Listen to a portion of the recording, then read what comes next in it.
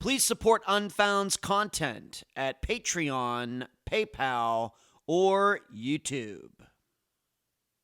Carl Pope was a 49-year-old from Pine Bluff, Arkansas. He was the father of two and worked a series of construction jobs. Around September 28th, 2021, Carl went out of contact with his family, although there is a belief Carl was headed to a local casino. He was never seen again. I'm Ed Denzel, and this is Unfound.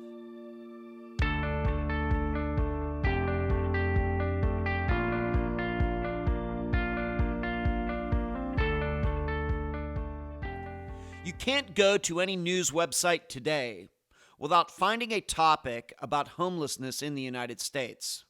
Many people claim to have answers to the issue, while there are others who don't think people living on the streets is a problem at all. But our concern here at Unfound regarding people who don't live in buildings is only why do these people go missing and how to find them. And that's where this gets interesting. Certainly, these types of people are more likely to go missing than people with less transient lifestyles, certainly.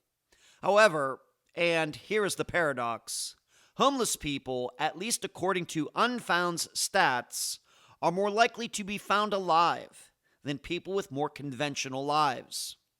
Look at the three men who have been found alive who Unfound has covered: Brandon Roberts, Patrick Reed, and Alan Glasgow, all homeless.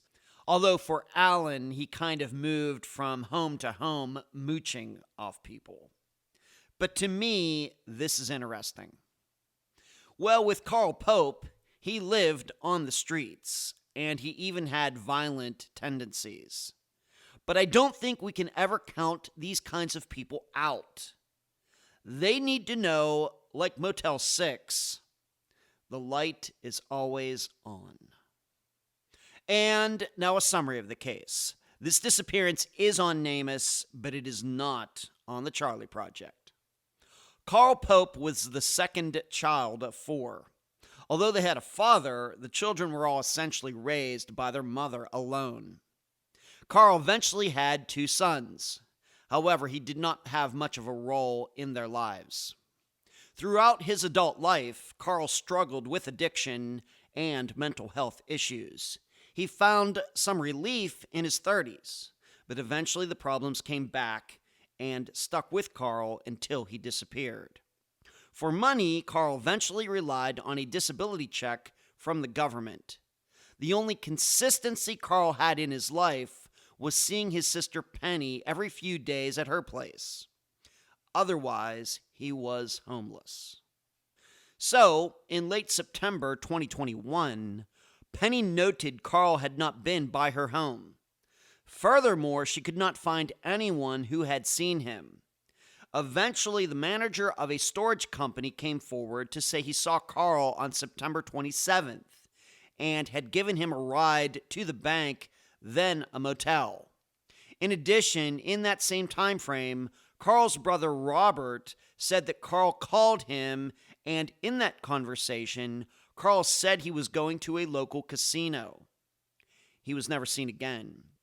From the outset, Carl's transient lifestyle has complicated the investigation, and that continues to this day. As the homeless population continues to grow in the urban areas of the United States, we can expect disappearances like Carl's to become more common.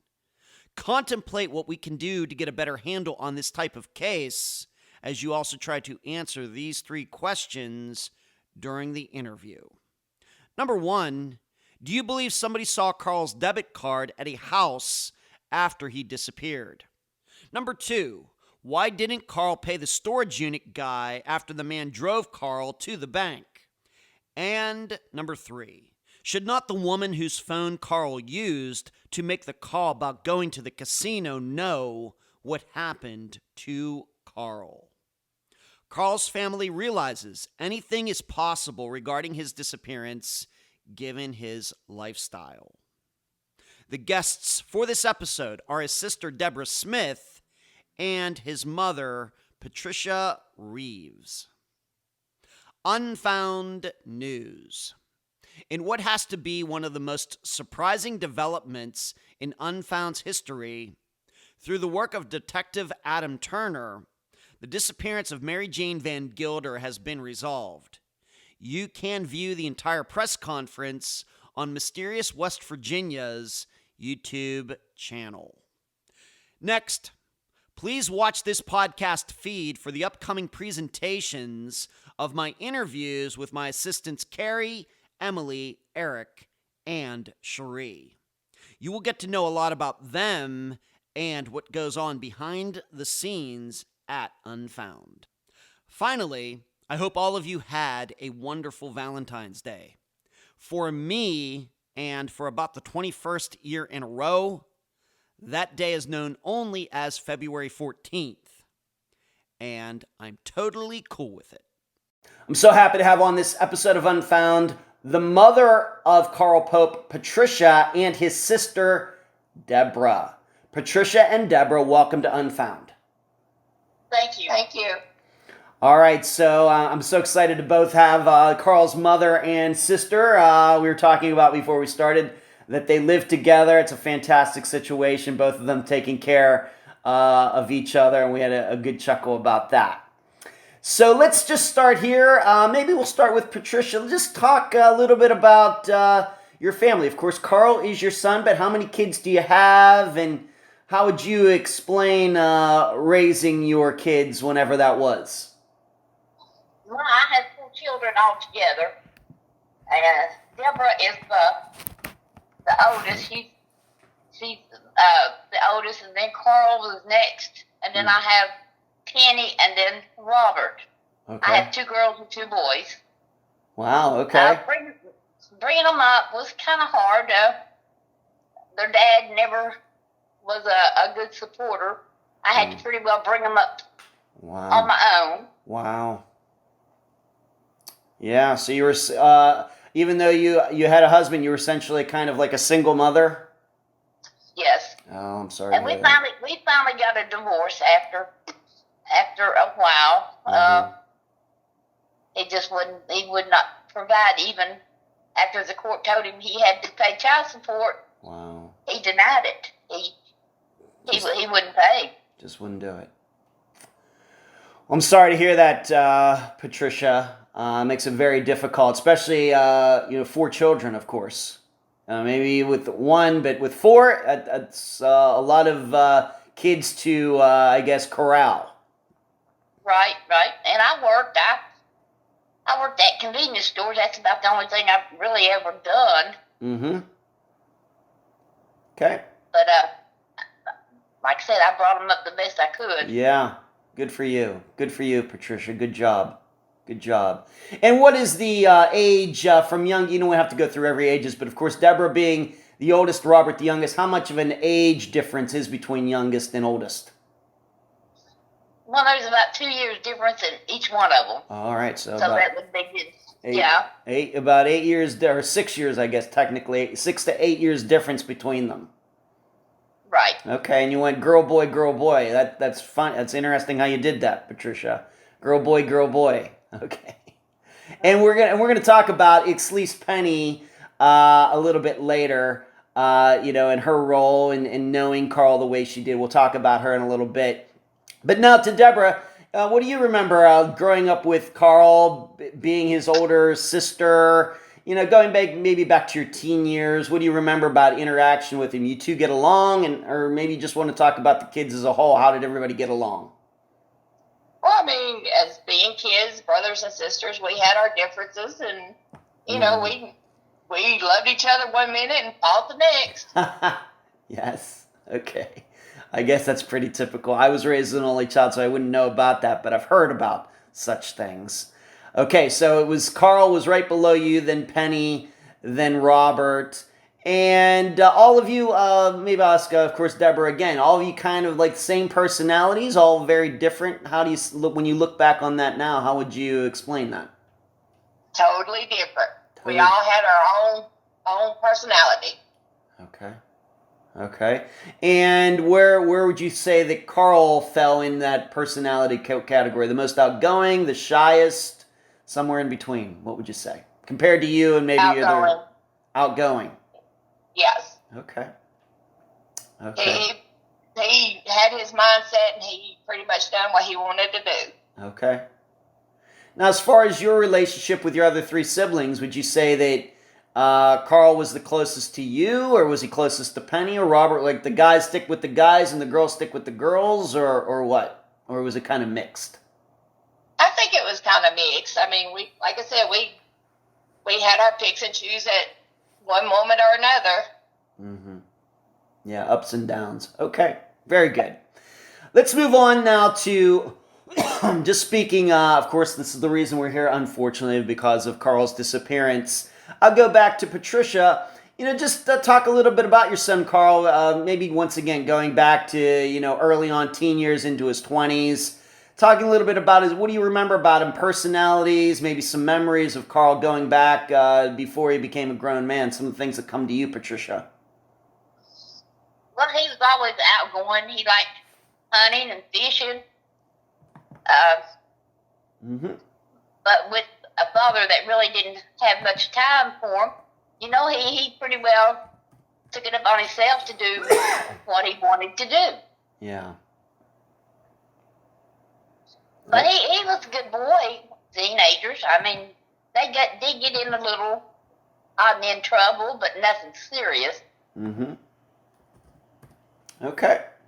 And what about, friends? Do you have a lot of friends, or is he more of a loner? A lot of kids coming over to your house and hanging out, or him going over there? What do you remember?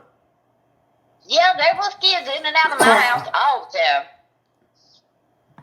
Boys and girls. They all had friends, and they were all in and out. Okay. What about some jobs that he had? What was it? Do you remember maybe what his first job was? People might be surprised. My first job ever was an organist at a Catholic church, of all things. What about Carl? What were some of his first jobs that he had, maybe in high school or after that? Well, he never really went to school. Oh, he didn't? I mean, he dropped out at 16 and never went back. Okay. But he helped farm. Mm-hmm. He would help on farms. But he really liked laying carpet. Carpenter work. He loved it. My opinion is that's pretty rare. Laying carpet can be really tough, and it's interesting to me that he was into that. Yes, he loved that. He really loved it. Okay, so he was working for somebody who did that, like they were like a crew going house to house or offices and things? Yes, he worked for a couple companies like that. Okay. All right, so he was kind of like self-taught then doing that. Yes. Okay. All right, and how long, being that you, like you said, you essentially raised your children by yourself, did he continue to live with you, like when he started working, or did he get his own place, or what did he do into his 20s? Well, he pretty well got his own place. Mm-hmm. And he would, get on hard times, and he would come back, and he'd get another job and do good, and he'd move out again, just in and out. Mm-hmm. Okay. And now I'll go to get Patricia or Deborah back in on this. What do you remember about that time, Deborah? Maybe you being the oldest, maybe you had moved out. I don't know, any of your personal life, none of my business. But what do you remember about Carl in those years, late teens into his 20s? What do you remember? Well, I got married really young. I got married when I was 16, so I wasn't really around much around that time. Mm-hmm. But, I mean, I remember him working a lot. Yeah. Okay. Did you have a lot of interaction with, of course, getting married, maybe having kids or whatever? How much interaction did you have with Carl back at that time? Not very much. I mean, the husband I had was kind of, we kind of lived a separate life than they did. I mean, of course. He was very controlling. Oh. Okay. All right. Were you still living like in the Pine Bluff area, or did you move? Were you close to Carl, just for having any interaction with him or not? both. I mean, we moved quite a bit, and some was in town and some was out of town. Okay. All right, we're just trying to get a feel for Carl's life at the time. Of course, we have to remember this, at least in the terms of what we do here at Unfound, his disappearance is fairly new. We also have to remember that he was in his late 40s when he went missing. So, we just try to get a really good handle, really try to understand the missing person and what, all the things that person was doing with his or her life. We really try to get to know the people here who are missing. We just don't cover circumstances because getting to know the people is very, very important. So you're not having a lot of interaction with them. Maybe I'll continue with you, Deborah. Of course, it sounds to me in our prior conversation that maybe your sister Penny was, closer to or seeing more of him. Is that how you remember it? Yes. Okay. They just had more in common, or she was just in the area? What would you say? She was more in the area than anybody. Okay. All right. And what about your youngest brother, Robert? Still in the area? Did he and Carl, the way you remember it, hang out a lot when, of course, Carl wasn't at work? Just the way you remember it. And I'll ask the same thing of Patricia, too. But what do you remember? They hung out a lot. I mean, like I said, they went fishing and hunting and went to the mall a lot and just pretty much hung out. Okay. Going back to Patricia, what about any women in Carl's life? Did he ever get married? Did he have any girlfriends? Did he have any children? What can you say about that, Patricia? He did have girlfriends. He's had several. He has 2 sons that neither one has anything to do with him or had anything to do with him. Oh. He was like, I guess sort of like his dad. He never supported his children. Any insight? I realize your mother, and it's probably not something that, you probably have talked about too much, but if I can ask, any insight into that, why that was? Any insight? Could have been the women who were the mothers, were they kind of, I don't know, just kept these children away from Carl, or what? Any insight there? Yes, they did keep them away from him because, like I said, he started doing drugs. He started drinking a lot, which I can understand the mothers that want their children around that. Okay. All right, so he kind of fell into like the same vein of Carl's father. Kind of went down that same path. Okay, well, I'm sorry to hear that. Okay. So he did have girlfriends, had a couple sons, and just approximately how old are those children now in 2024? Approximately. If either you know those answers, that's fine. Either one can answer that. They're in their 20s, 30s. All right, so late 20s into 30s. So he had these kids back in his then early 20s is when these kids were born. Okay.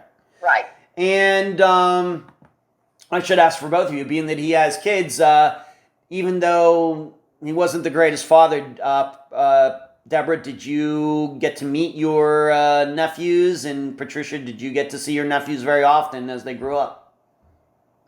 I did at first, but after they got 5 and 6 years old, we never seen them. Okay. And have you seen them recently? I have seen my youngest grandson from him about 3 months ago. Oh, did you? Uh-huh. That's nice. Okay. And what about you? The other one has moved away, and I have no idea where. Oh, all right. Gotcha. What about you, Deborah? Any interaction with his children over the years? Well, I've seen him about 3 months ago, like Mom, and I mean, he's on drugs, and he has a daughter that he gave up, and like I said, he's just following in the same footsteps. Okay. I'm sorry to hear that. Okay. What about continuing? Of course, he went missing in his 40s. What can you say? Was it kind of the same thing? 30s into his 40s, much of the same business of course, not being a very good father and living on his own. Is that how you would remember it, Patricia? Yes, that's exactly how I remember. Okay. As his mother, how often were you seeing him? Would he stop over? Would he come live with you for a while during the, into his 30s or 40s? How often would you see him and talk to him? I would talk to him just about every day. Would you? Okay. Uh-huh. Okay. And then he would come and live with me. Several times, and he would stay 3-4 months, and then if he would get on a drinking binge or get on drugs, I'd have to tell him to leave. Yeah, of course. Of course. Okay. Because I worked all the time, and I couldn't afford to have him bring people in there that shouldn't be. No, that's dangerous for you. Who knows how I don't think, who knows what those people might do. Right. They may steal stuff. Who knows what. Okay, I totally get that. And I know everybody can understand that. So let's move on. So that's the life that he was living. Let's now talk a little bit about Penny, though. This is of course, the two sisters, the younger sister. She would have interactions with Carl. Did Carl go live with her often, the way you remember it? Either of you, maybe Deborah, would Carl go live with her as well? He was in and out. I'm not saying he would live with her, but he would go spend a couple of nights and then back on the streets, and then maybe spend a night or two and back again. So. Okay. All right. So, would you, in your opinion, Deborah, as Carl's sister, would you say that Penny and Carl were closer than you and Carl were, in your opinion? No, I don't think so. Okay. You would say that you were closer to Carl. Yes. Okay. All right. Until I had enough. Oh, okay. Until you had enough. Well, let's just put it this way. Maybe getting closer to his disappearance, would you say that Penny was having more interaction with him than you were? Yes. Okay. All right. We just need to set that up for what happens later. Okay. Let's move on to this. Of course, we've already mentioned it a little bit, that he had some addictions and everything. Deborah, any insight into that? Do you remember the first time? Of course, you have to remember this was probably years and years ago. But do you remember the first time you suspected that Carl was getting into some things that he shouldn't? And, did you ever talk to him about his addiction? Could he be talked to about his addiction? He could not be talked to. He said it's his life and he'll do what he wants to do. Okay. What about you, Patricia? Being that he came and lived with you, did you ever have any talks with him about, his addictions? Of course, maybe siblings. I even though I was raised an only child, I do have biological siblings. Long story, but maybe coming from a mother, in contrast to a sibling, can make more of an impact. Did you ever talk to Carl about his addictions? And could you make any headway with him? Well, I had tried, but according to him, he didn't have the problem. I'm the one that had the problem. Oh. Okay. All right, so he was in complete denial regarding all of this. Right. Okay. And at the time, of course, the documented age of his disappearance is 49 years old. And are you both thinking maybe he had these addictions for easily over 20 years? Going back to his 20s? It's been a while, yes. I'm saying yes. Okay, what about you, Deborah? Is that the way you remember it too? Yes. Okay. What were, if we could say, what kind of drugs was he into? Do either of you even know? Anything he could get his hands on. Is that right? Okay. Anything. Okay, thank you for that. That's all we really have to cover regarding that. Let's move on to this. Now, you said that he would, Patricia, he would come and live with you. Maybe he went and stayed with Penny, maybe other people. But you told me in a prior conversation many times that he could be homeless as well, right? He was homeless. Okay. And there was one particular place that you described. It was an overpass that he would stay. Where was that? It was out on 65 in Pine Bluff. Mm-hmm. Okay. And we would take him food, because we lived in Hot Springs at the time, and when we would come to Pine Bluff, we'd take him food, take him drinks, make sure he had something to eat and something to drink. Mm-hmm. And during this time that he was doing this, either of you have any chance? How would you communicate with him? How would you know that he was going to be there? That if you were going to bring him things, which I think we all understand, how would you know that he would be there? Would you make arrangements? Could you call him? Did he have a phone? What was it? He had a phone until he tore it up. Okay. But usually we would just go by there and stop, and he'd either come out or he wouldn't. Mm-hmm. And then we would go get the stuff and bring to him. Okay. So you'd bring him like food and drinks, maybe some socks and things like that as well, or just food? He was just wanting food. Just wanted food. Okay. All right. So he was homeless, and maybe sometimes, and I'd been told, I think that he would go to Penny's once in a while to get a shower. Is that right, Deborah? Is that what you understand? Yes. He would then once in a while when he needed a shower, Penny would open up her place and he could go get there and get a shower and get cleaned up. Yes. Okay. All right, so guy into his 40s, struggling with addiction, as you've already said, in denial regarding his addiction. He's going to do what he's going to do. It sounds like all of you are ready to help him, but of course we know these people, they can really only help themselves, and it does seem once in a while when he needed help, you would give it food, giving him a place to get a shower, get cleaned up. You're doing the best you could for him. Now, what was interesting to me is that in our prior conversation, he had gone missing before in his 30s, although I'm not, we're using missing maybe a little bit loosely. But maybe, Patricia, you want to talk about that he actually went missing for a couple years in his 30s. What do you remember about that? Yeah, he went missing. Just once we couldn't find him. We called the number that he had. He'd been disconnected, and so we really didn't know. He wasn't on drugs at the time, so we knew he would be okay, but we kept trying to find him. And then once he just came back, and we asked him where he'd been, and he had been working out of state with some people that was laying asphalt. And he was gone. He was out of communication with his entire family for a couple years. Yes, he was. Wow. Did he ever say where he was? Was he still in Arkansas, or did he go to Texas? Do we even know where he was during this time? He went to Oklahoma, somewhere in Oklahoma. Okay.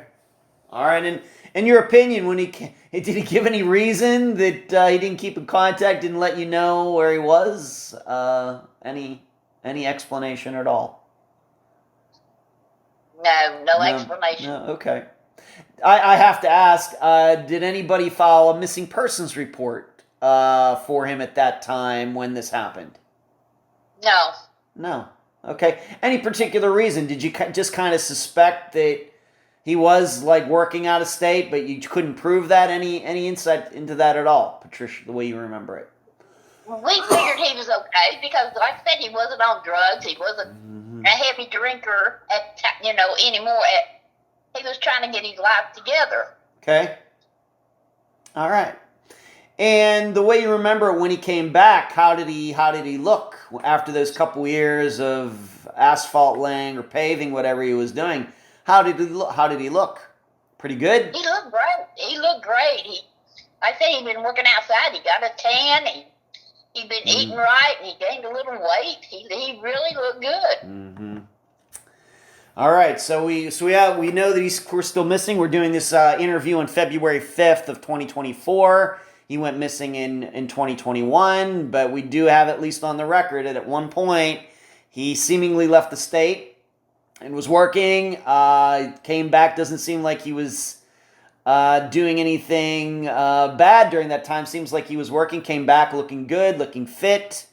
Maybe at that point his addictions were in the background. So we just have to remember that regarding this disappearance. And the way you remember it, once again, Patricia, did he kind of fall back into his old ways, like not long after that, or what? What do you remember after he came back? After he came back, he found him a girlfriend. He got him a real good job. They bought a vehicle. They bought a boat. They bought him a double wide trailer. They were doing good. And then just all at once, he started missing work. We went over to see him at his house. That he had bought a double wide trailer. There was holes in the walls, in the door, and we knew something was going on. Of course. What did the woman have to say about that when you discovered that? What did she have to say about that? She just said they got mad at each other and got into a fight. Okay. What do you think that she had? Do you think that she had addictions as well? Do you think that she did? She did. All right, so that's maybe what was going on. They kind of fell back into that, both of them, and kind of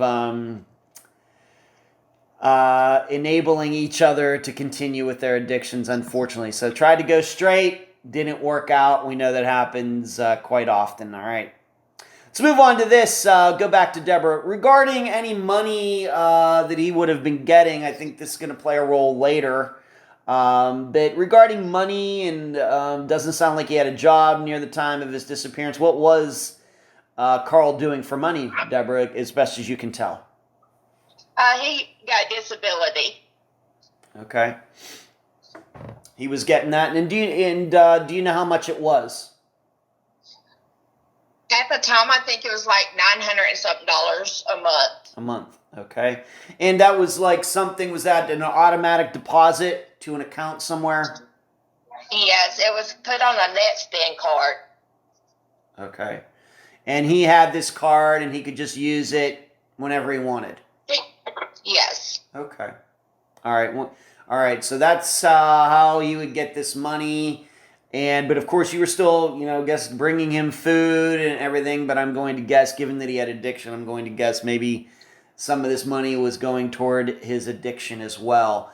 And this is just kind of like, maybe these people aren't maybe familiar with this. Is this some kind of like ATM card so he could go to like a 7-Eleven or whatever and just use it like a regular ATM card? Is that how that works? Yes. Okay. All right. Let's move on to just a few questions before we get into his disappearance. But, I guess the circumstances of a disappearance are still maybe a bit vague, but we'll get to that in a moment. For either of you, I'll go back to Patricia. How often were you seeing Carl, maybe in the couple months before he went missing? How often were you seeing him or talking to him, Patricia? The last few months, I didn't. Like I say, we lived in Hot Springs, and he was in Pine Bluff. Mm-hmm. All right, so not seeing him at all, but were you talking to him at all? Every once in a while, maybe once or twice a week. Okay. He would be at Penny's house, and she would call me, telling me that he was there, and she wanted me to make him leave because he was trying to be boss of her house. Ah, okay. Yeah, well, I can understand why she might want him gone then. Okay. He was trying to be boss. He's moving in there, getting a shower and everything, and then he kind of wants to take over the place. Okay, I got you. Yep. Okay. In your opinion, being that you were, and I'm going to ask Deborah these questions too. In your opinion, Patricia, was Carl about the same? Was he getting worse regarding his addiction and everything? Getting any better? The way you remember it? He was getting worse. Was he? He was getting a lot worse because he started attacking people. He even tried to attack me one time. Oh my! When did that? If you can remember a general year, was that near his disappearance time? Or was that like 10 years before? When was that? It's probably about 6 months before he disappeared. Oh, really? Well, if I could, please. A friend of mine was there. Okay. And if he hadn't been there, Carl would really hurt me because when my friend stood up to tell Carl that he wasn't going to hurt me, then he attacked my friend and blacked his eye, wrestled him to the floor, and then I called the police, and the police had to come and tell him to leave. Oh my. Okay. All right, so that was about 6 months before he went missing. All right, so he was getting to the point where he was being violent with people, even his own mother. Right. Okay. Deborah, the way you remember it, very similar to what Patricia just said? Yes. Okay. How about you? How often were you seeing him, or maybe the last time that you talked to him before he went missing? What do you remember about that, Deborah?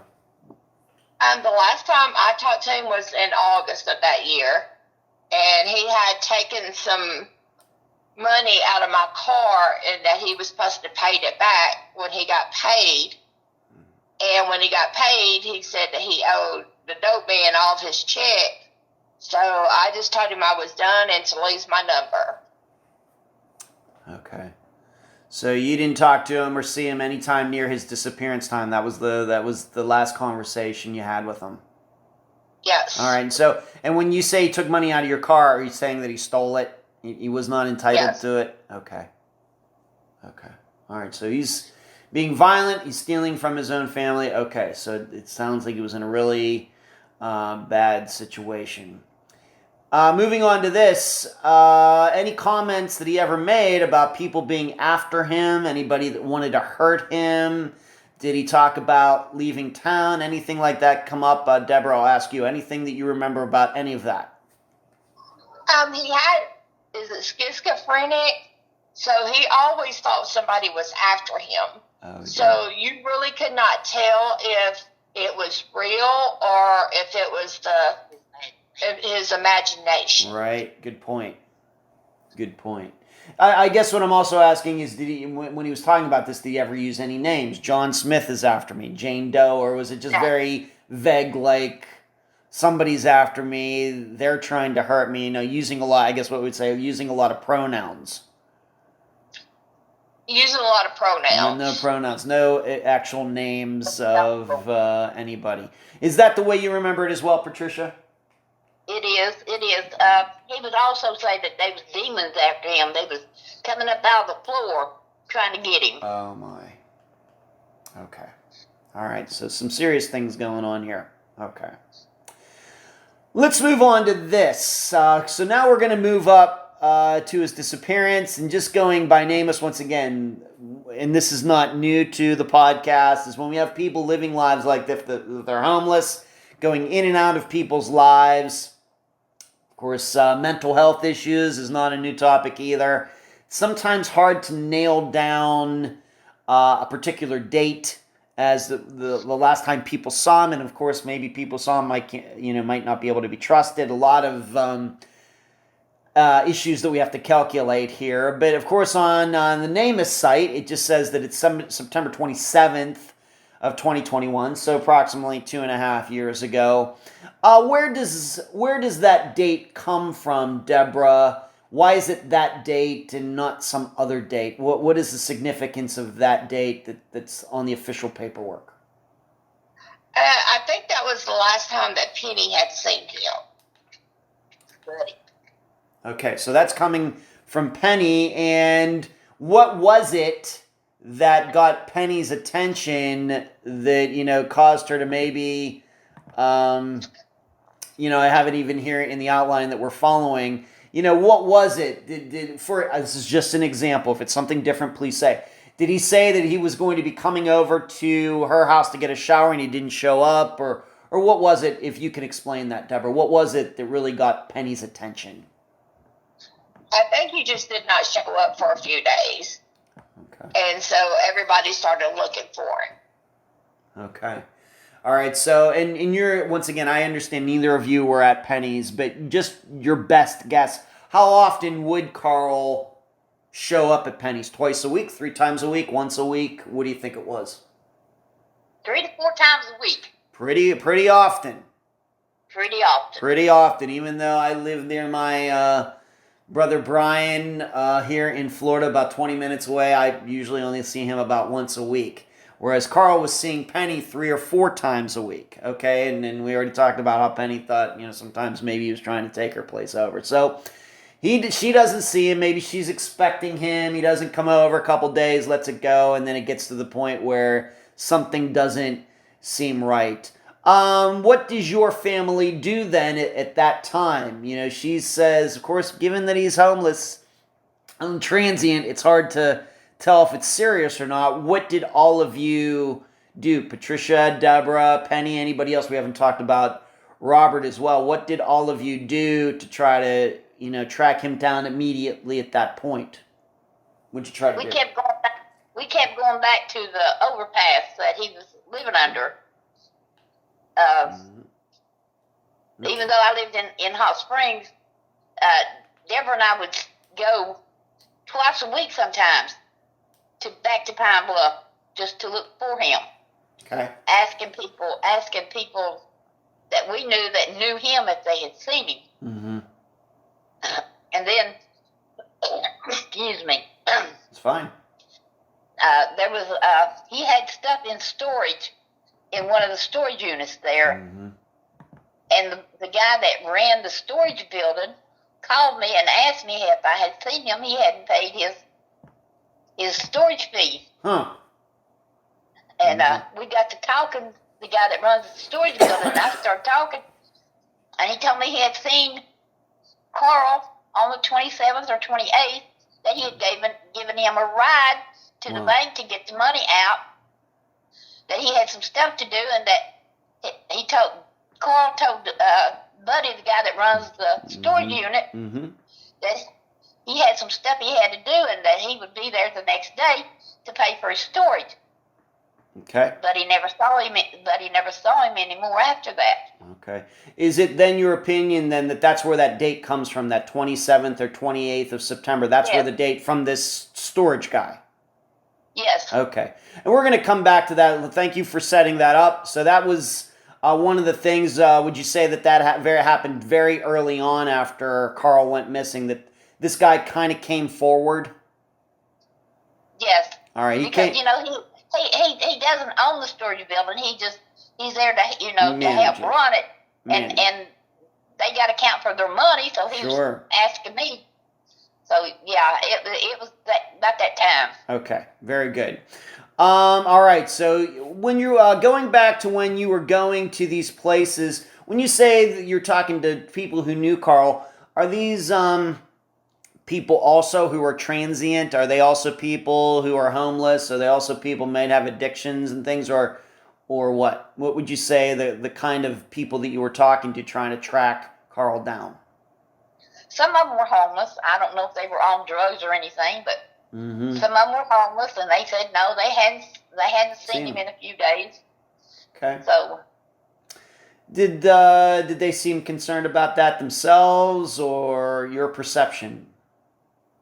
Yes, in a way, because like I said, he usually hung out around homeless people, and when they don't see him, and then we're out looking for him, they kind of got concerned, and then they were asking people. Okay.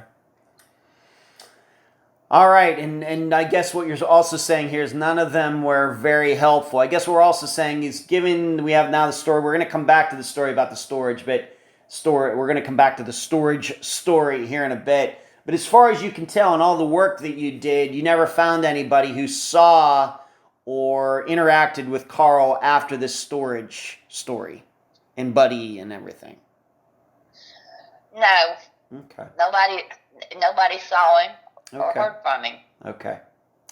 Let's move on to this. Deborah, I think we also talked about you had your brother Robert, who actually got on an ATV and was riding around, what was it, the overpass area and elsewhere. He was using an ATV to kind of get back into the places maybe people can't walk. Is that true? He riding around? Oh, that was me. Yeah, please. Yeah, he came. My son Robert came from Fordyce and brought his 4-wheeler, and we went in the wooded. He went into the wooded areas around the bypass that Carl was staying at. He came out there a couple of days looking different directions. We didn't find anything. Okay. Anything? We're going to talk about this card that we've already talked about here in a minute. But anything in any of these searches, anything found of Carl's in driving around, going to this overpass, anything? The only thing that was found was a little bit of his clothes, which he usually throwed them out in the street when he get messed up. Okay. All right. Okay. All right. Let's move on to, so some searches were done. Kind of hard to tell where to look, but okay. The police, who filed the report, who gave them the information? What person in your family did that, Deborah? My sister Penny. Now, your sister Penny, being that maybe that makes most sense, being that she's the one that first recognized that something wasn't right. How would you say the police reacted to that? Does it seem like they did a lot? Did they go down to the overpass as well? Did they talk to those same people that all of you talked to? What do you remember about that time? They did go to the overpass, and they did go to a couple people that names were given, but they would not open the door. Huh. Who is this again, please? The police, yes. Yes. The police went and somebody wouldn't open the door. Who would you say wouldn't open the door? One of the people that was named, that was given to me, the first name is Megan. Megan. Okay. Uh-huh. Okay, and would you, in your opinion, the way you both understand it, would you say that Megan was not very helpful? Not at all. Now, she did say she was over at a friend's house, and Carl's bank card was found. Right. She saw it there at that house. Right. We're gonna come back to that. So, but what we're saying is the police were talking to people who knew Carl, and there was somebody who didn't seemingly, the way, of course you weren't there, maybe seemingly was hesitant to talk about Carl and his disappearance. Yes. Okay. All right, we're going to come back to that card story for sure. Now, as far as the storage unit, we're going to come back to what that guy Buddy had to say, but during trying to search for Carl, did you two or one of you go over to that storage unit? Did you know that Carl had the storage unit and what was in it? Yeah, we knew that he had it. He'd had it for several months. Okay. And what was in it? Did they open it for you or what? We did open it. They was just what he called his stuff to me was nothing but junk. But that was his stuff. Right. Okay. So you had his stuff, and I guess what you're saying is after he went missing, you went over there, looked in there was nothing really there that led anybody in any particular direction to look for Carl. Nothing like that. No, police didn't go to storage. Police didn't go to the storage unit. Okay. No. What about you two or your family when you went over there and checked inside it? Anything that you saw that might have been helpful in trying to investigate his disappearance? Anything at all? But No. Just junk, like you said. It's just stuff, yeah. It was Okay. nothing of value. Okay. And how big would you say the storage unit was? How big was it in feet? I'm thinking like a 5x8. Not very big then.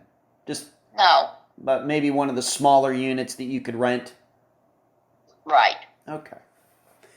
All right. And so he had this storage unit, had it for a while, was keeping junk in there. I don't think maybe we're too surprised by that. Oftentimes when people maybe develop mental illness and things, they can maybe start collecting things and hoard things. That's not unusual at all. What happened to all of that stuff? Eventually, what happened to all of that stuff in that storage unit? Well, his brother kept the storage paid up for over a year on it, Did he? thinking that Carl would come back. Okay. But after a while, he gave it up. Just went in there and cleared it out. Just throwed everything away. There was nothing there of value. Okay, throwed everything away. All right. Let's move on to this. And we're going to talk back, of course, about Carl's phone. We will start here. Any records ever gotten regarding this phone that he had?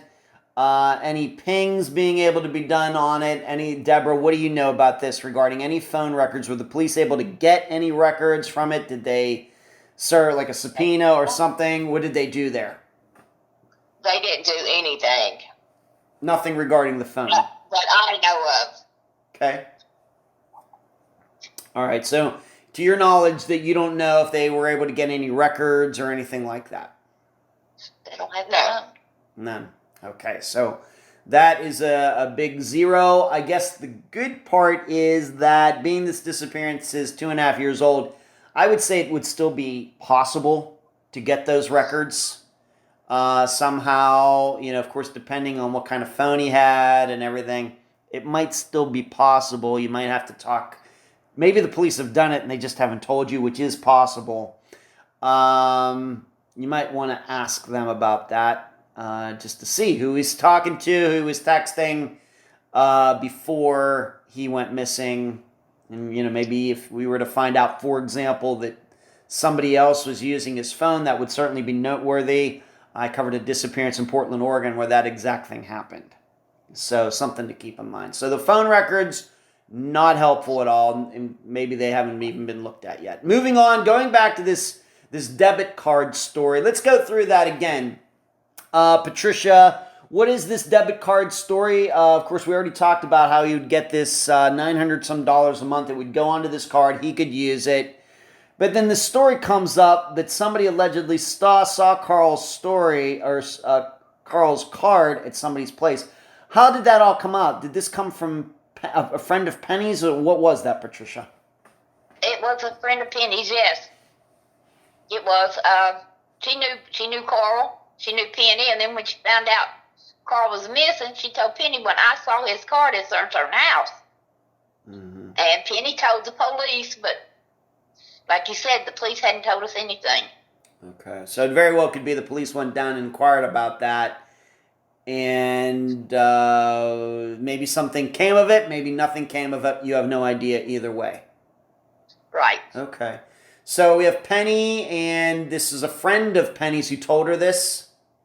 Yes. All right. And so, but to your knowledge, this card has not been recovered? No, okay. It has not been recovered. All right. The way either of you, maybe Deborah, you want to get back in on this? Either of you, this place that where this card was allegedly seen, is this a place that Carl would have been? That he would have gone to hang out or anything like that? Deborah, what does it seem like to you? That I do not know. Don't know. Okay. And what about you, Patricia? Do you have any insight into that at all? I don't think he would be there. I don't know. We don't know, any of his so-called friends or his I don't know what you call them. Mm-hmm. The people that supply his suppliers. Acquaintances or something. Yeah. Acquaintances. Right. Yeah, hard to know what to make of something like that. But maybe I should ask both of you this. Of course, we know that transient would go to Penny's, would stay at this overpass, etc. How far is this location from, like, the overpass area where you would bring him food once in a while? How far away? From Penny's house, probably not even a quarter mile. Wow, very close. Yes. So when he would be at this overpass, he's right down the street from his sister's. Yes. And this location where this card was allegedly seen, also in kind of that same area. I would say a mile and a half. All right, so a little farther away, but still not very far. Right. Okay. All right, so not sure, did he show up there and something happened? I don't like to theorize in these interviews, but this is this is something that really sticks out. He is missing, and it certainly would be noteworthy if his card was there and he wasn't. So, but I got to ask, we'll move on to this, being that this card could access his finances. Did anybody, for example, in 2022 or 2023, check Carl's finances to see, was the money, this disability money, still getting deposited? Is it in that account now? What can you say about that account now here in 2024? Either of you? Well, I think in 2023, the early part, his brother checked into it and there was money on it. But I don't think he's checked any more since then. Okay. All right. So I guess, all right. So he checked in some. And once again, to remind everybody that the accepted disappearance date as of now, although there may certainly be some leeway here, September 27th of 2021. So then in early 2023, brother Robert somehow checks the finances. And so like almost a year and a half later, there's still money in the account. So it sounds like somebody wasn't ripping Carl off and completely draining the account. But I'm hoping you have plans here in 2024 to check it again, just to see. Just if he can, he will. Yes. Yeah, right. I think that's. I think you got to do that. But for both of you, is it your understanding then that even though he's considered to be missing, is that $900 still being put into the account? That I don't know. I don't know. Deborah, you have any idea regarding that? No, I don't. No idea about that. So it's very possible that this money's still being deposited. Of course, he's not been declared deceased, so it's certainly possible that the money, if somebody hasn't told them to stop doing that, they just the computer doing that. So very well, baby, $900 a month. We got, that's 2.5 years of $900 a month. There should be a considerable amount of money in there. Yes. Right? I mean, that's 9 times 12. It's going to be roughly like $10,000 or something like that. There should be like $20,000 in that account, considering it's been 2 years. Yes. Right. So just something to think about when you check that. Of course, if you look in there and there's only $5 left, then certainly somebody has been ripping that account off. And it might lead to maybe somebody who caused Carl's disappearance. I think that makes a lot of sense. So I think it's very important. You got to check that out. All right. Moving back to this guy, Buddy, who is the storage unit guy. I got the impression that, Patricia, that you had known Buddy like before this. Did you know Buddy just from being around or what? Yes, I know Buddy for years. He used to sell life insurance, and I bought a policy from him. Oh, okay. So would you say that you've known him maybe for 10 years or 20 years or what? Yeah, 25 years, yes. Pretty long. Okay. And is that how Carl ended up getting a storage unit at that place because you knew him, or was that just a coincidence? Just a coincidence. Just a coincidence. Okay. So let's go through that story again. Of course, see, we're kind of going off, Buddy, given this date of September 27th or into the 28th. What is, let's just go through that again. What is Buddy's story? So Carl shows up at the storage unit on that day, and what does Buddy say happened? No, he didn't show up at the storage unit. Buddy was going to town and saw Carl walking and picked him up. Okay. And asked him, did he need a ride? And Carl said yes. And Buddy took him to the bank to get some money and then took him to a motel. And Carl told Buddy that he would come back the next day and pay for the storage unit. And he never went back. Never went back.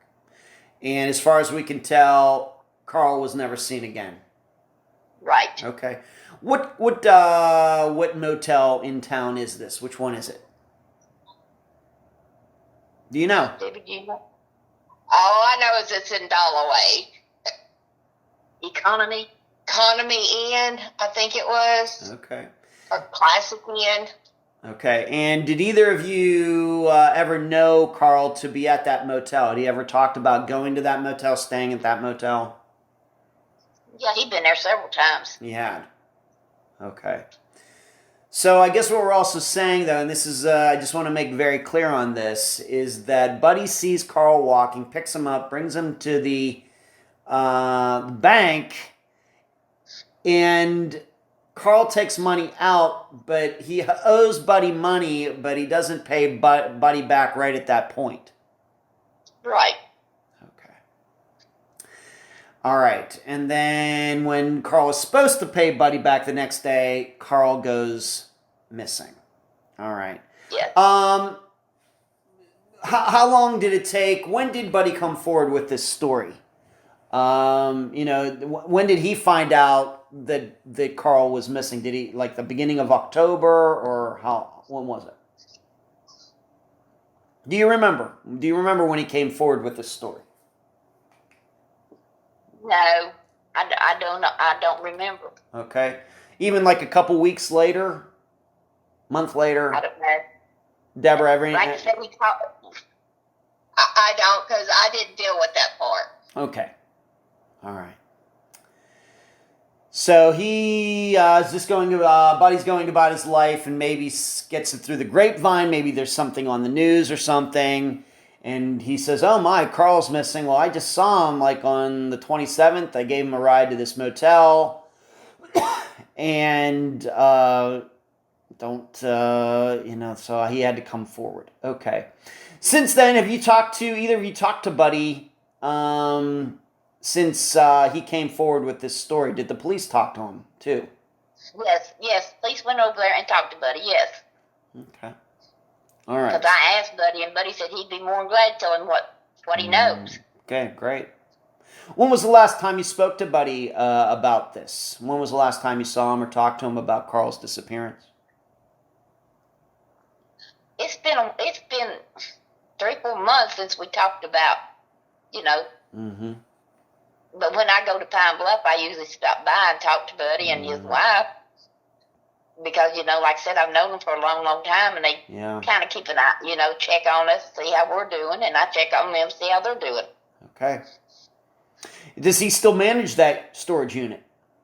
He does. Him and his wife, yes. All right.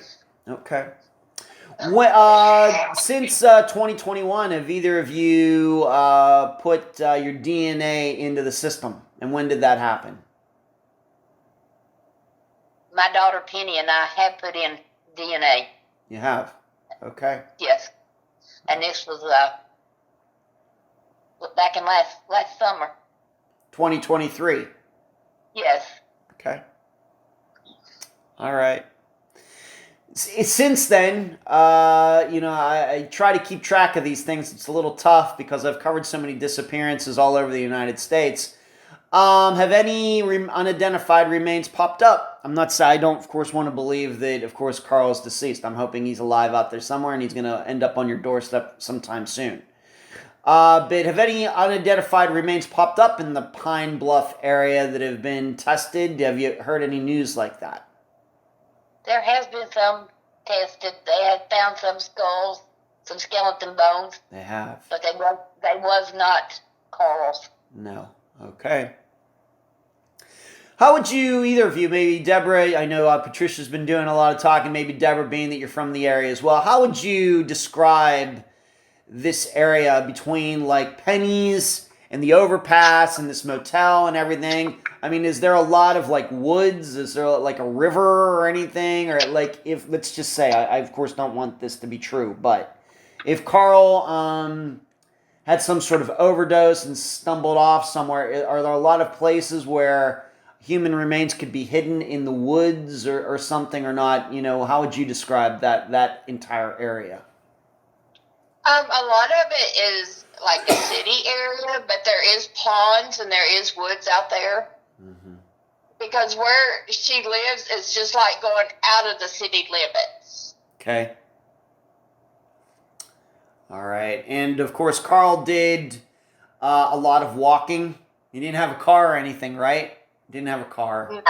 So where else, maybe if you know, where else was he prone to walk? We know about his storage unit. We know about this motel. We know about Penny's. Anywhere else that he would frequent, I guess, that might be an area that could be searched in the future. No, like I said, he would just walk the streets, especially at nighttime. He would mainly sleep a lot during the day, is what he told me, and he walks the streets at night. Okay.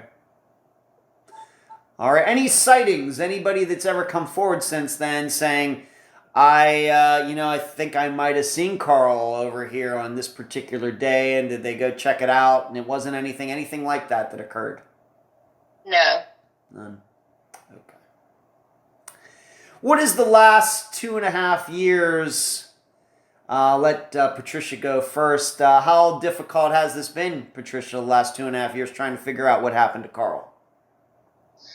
It's been very difficult. I've been sick, and a few times I thought I was going to die.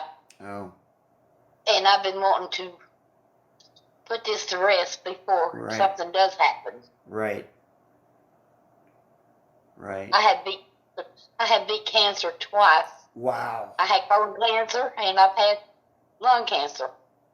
And you beat both of them? Yes. Look at you. Well, okay. Good job there, of course. I would like to know. I would like to know. Mm-hmm. Like I said, I know Carl could get violent sometimes. And if it was an accident, I can understand. But we need to know.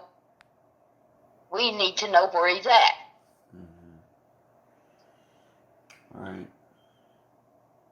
What kind of relationship would you say that you have with the Pine Bluff Police at this point? Are they, when you call them, are they receptive? Do they get back to you? What kind of relationship do you have right now? My youngest son, Robert, he does most of the dealing with the police. He has a good friend on the police department and talks to me quite often. Okay. All right, so you would say that Robert has a good relationship with them, and when he calls them or whatever, they get back to him and let him know if they've heard anything, for example. Right. Okay. Yes, and when I call them, they tell me they haven't heard anything. They have not heard anything. Okay. But as soon as they do, if they find something, since our DNA is there, we would be the first to know. Right. Okay. What about Penny? She was the one who was helping Carl out, giving him a place to shower, and like she said, maybe he'd try to move in there or something and try to take over. If she's not on this interview today, what do you think she thinks about all this? Maybe Deborah, maybe you have some insight into your sister Penny as to the feelings or emotions that she's expressed over the past 2 years. She just keeps saying that he's not dead and that he's going to come back. She says that. She's just not believing it. Okay. She's just thinking maybe he took off like he did before when he went to Oklahoma for a couple years, something like that. That example. Huh. Well, this I have to tell you, just within the last couple months, we covered a disappearance where the young guy, I think it was 16 or 17. He went missing once, came back for a couple days, then went missing again, and has remained missing, unfortunately, since the late 1970s. So this is kind of the second one we've done very recently, where a guy went missing here for a couple years. Nobody knew where he was, although I don't think he was in any trouble or anything. And then he comes back, and then years later he goes missing again. But being that Penny had a lot of interaction with him, how do you think that she has handled the last couple of years? Of course, she still thinks he's alive. Does she have any insight of where he might be? That might be helpful. No, she doesn't. She just says she cries a lot. Okay. And she posts on Facebook about how much she misses him and how she wishes he would come home. Right. Okay. And what about you, Deborah? Speak for yourself. Of course, you early on, as you stated, you got married early on. You had your own life to lead. Maybe you have children, etc. And you're maybe hearing about some of these things going on with Carl. How has this affected you over the last 2.5 years? It's really been hard. I've had to get on some nightmare medicine because I have nightmares about him a lot. And different ways I think he has went. And like I said, it's really hard, but like I said, I've got no medicine. Oh my goodness, all right. So you're having bad dreams about him. You're seeing him in bad situations. Yes. Oh my gosh. Yeah, that would be bad. Maybe that might be the first time anybody's ever... I've done a lot of interviews. This is like disappearance, about 325 that we've featured on Unfound. Might be the first time that somebody said they're having nightmares about the missing person. Maybe seeing that's something that sticks out. Wow. I'm sorry to hear that, Deborah. Of course, now that you, as I stated early on, you two live together, I'm guessing that Carl's name comes up quite a bit. Talk about him a lot. And we just, of course, got through the holiday season, and that has to be difficult as well. Yes, it is. Okay. Anybody else, you run into, anybody else that you run into in your daily lives, going shopping or whatever, ask about Carl? You still trying to maybe put flyers up, things like that? Maybe what are you doing like on a monthly basis to keep his name out there? I know there have been I've found some news stories about his disappearance online, but what about personally, still posting flyers like up at grocery stores and things like that, on streets, anything like that or not? No. Like I said, we don't live in Pine Bluff anymore. Okay. So, no, it's just word of mouth, Word of mouth. Yeah. Okay. When we go to Pine Bluff, we keep asking people if they've heard or seen anything. Right. Okay. Do you have a Facebook page or anything else set up on social media on the internet set up for Carl's disappearance? Debbie does, yes. Yep. So Deborah, why don't you tell everybody, the listeners, what that is so they can go check that out? Why don't you tell the listeners what Facebook page or whatever it is? Why don't you just say the name of it right now? It's Facebook, and it's got Carl Pope on it. Okay. What's the title of it? Missing Carl Pope. Missing Carl Pope on Facebook. All right. And I will make sure that when this goes on YouTube and everywhere else, that link will be included in the description below for everybody. And do you manage that, Deborah, or is somebody else managing that for you, or do you control it, or what? I do. You do. Okay. Very good.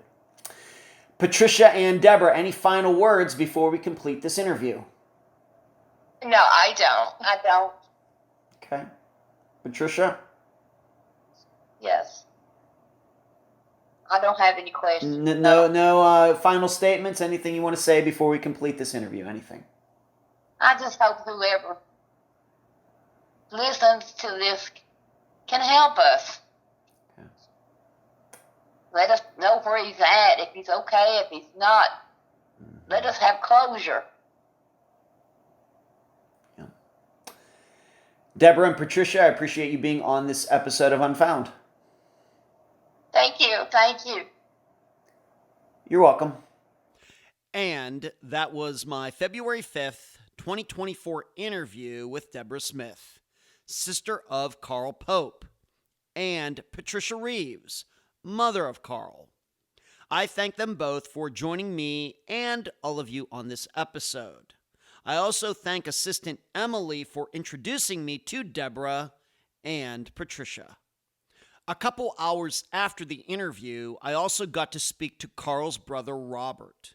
He added in some additional information to the understanding of the disappearance. I will go over those points now. Robert said on the 28th, Carl called him using a woman named Carol's phone.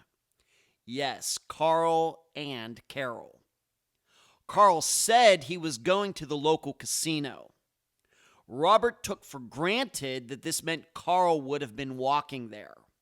Robert went to see Carol after the disappearance, and she seemed shocked to see him, maybe because Robert and Carl look so much alike. That is Robert's interpretation. Carol had no theory as to what happened, but she seemed to maintain that Carl went to the casino. The walk to the casino is mostly city streets. Police tried to track Carol down, but she allegedly had moved to Mississippi not long after the disappearance. Robert was the one who checked Carl's financial information. When he checked it, and this would have been in 2022, there was about $4,000 in the account. However, Robert now believes there is no money being deposited, but he admits he has not checked the account recently. Robert believes that Carl and the storage unit guy had an argument at least once before. Robert also believes that Carl most likely had no intention of paying off the storage bill the next day. And that ends the notes I took while talking to Robert the same day that I interviewed Deborah and Patricia. Obviously, the biggest point is that telephone call Carl made to Robert talking about going to the casino. It seems like a good lead. The problem is that it obviously didn't lead to finding Carl.